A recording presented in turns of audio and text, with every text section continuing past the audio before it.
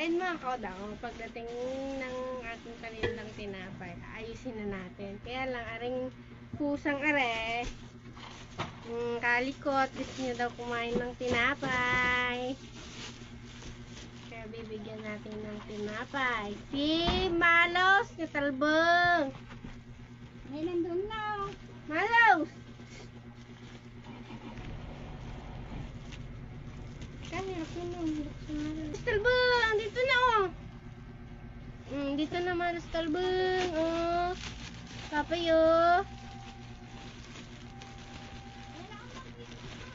Isa lang? Isa? Isa daw ang pagkain mo. Shh, dito, dito.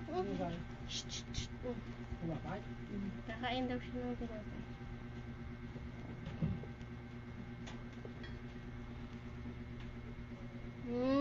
Gusto ng tinapay. Oh.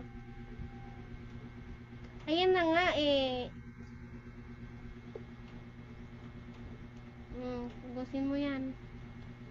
Para mabusog ka at di ka malikot. Wow, sarap. Ano? Sarap. Craving satisfied na naman ang ating Malos.